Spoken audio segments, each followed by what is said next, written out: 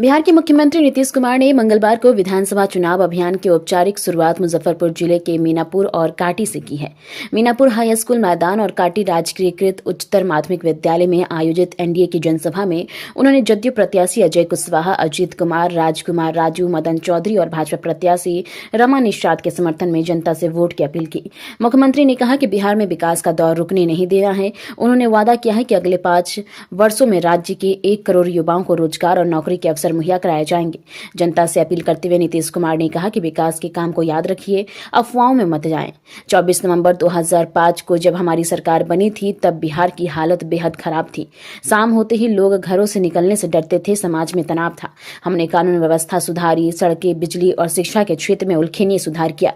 आज बिहार विकास के रास्ते पर मजबूती से आगे बढ़ रहा है। सभा के दौरान एक रोचक पल भी देखने को मिला जब मुख्यमंत्री नीतीश कुमार ने भाजपा प्रत्याशी रमा निषाद को माला पहनाकर हाथ बढ़ाया तो पास खड़े राज्यसभा सांसद संजय झा ने उनका हाथ पकड़ लिया।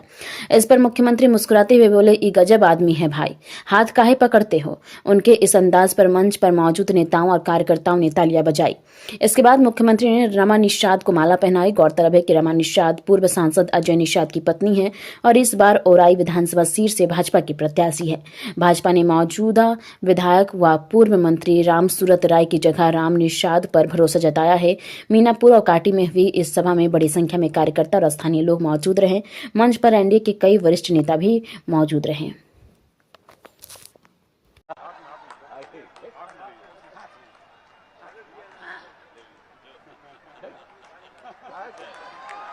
वो हाथ कह रहे हो, ये गजब आदमी है भाई, हाथ काहे करते हैं तब तो सब। तो इसीलिए हम तो कहेंगे कि जिताइए, तो जिताइएगा ना। भी चल रहा है मेडिकल कॉलेज और राज्य में सड़कों, पुल पुलियों का निर्माण कराया गया।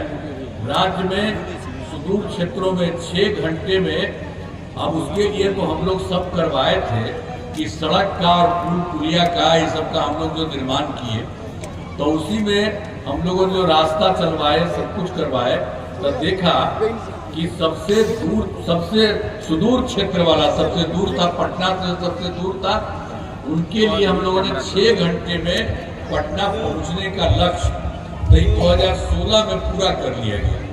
अब उसके बाद काम और किया जा रहा है। अब बड़ी संख्या में सड़कों, पुल पुलियों, बाईपास, एलिवेटेड रोड का निर्माण किया गया।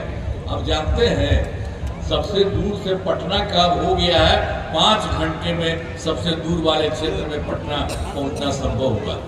अब इस तरह से सब जगह से काम किया जा रहा है। इसके अलावा आप जानते हैं कि हम लोग तो शुरू से काम करते थे, तो 2015 में हम लोगों ने किया 7 निश्चय के तहत, तो सब तरह से सब लोगों के लिए काम किया, चाहे हर घर बिजली हो, हर घर नल का जल हो, हर घर शौचालय हो, टोलों का पक्की सड़क हो, सबसे जोड़ने का काम सारे जगहों पर काम किया। और 2020 में 7 निश्चय 2 के तहत सभी योजनाओं पर काम चल रहा है। इनमें ग्रामीण सोलर स्ट्रीट लाइट, हर खेत तक सिंचाई का पानी, टेली मेडिसिन, बाल हृदय योजना पर तेजी से काम चलते चला रहा। तो एक एक तरह से सब जगह काम किया जा रहा है। अब 2020 में जो 7 निश्चय 2 था, 2 है, उसमें तो हम लोगों ने कर दिया था कि 10 लाख नौकरी और 10 लाख रोजगार के लिए काम किया जाएगा। अब काम शुरू हो गया, 10 लाख युवाओं को सरकारी नौकरी दी जा चुकी है। अब उसके अलावे जो 10 लाख रोजगार की बात थी, अब उसके लिए इतना काम किया गया है कि यहाँ तक रोजगार की बात है 40 लाख लोगों को रोजगार दे दिया गया। मतलब था 10, 10, 20, अब हो गया 10 और 40, 50 लाख युवाओं को सरकारी नौकरी रोजगार दिया गया। अब हम लोगों ने तय कर दिया कि अगले 5 साल में हम लोग 1 करोड़ युवाओं को सरकारी नौकरी और रोजगार दे दिया जाएगा। अगली बार हम लोग और ज्यादा सब कुछ कर रहे हैं। तो पहले आप जान लीजिए ये सब काम तो करते थे, तो सशक्तिकरण पर जोर दिया।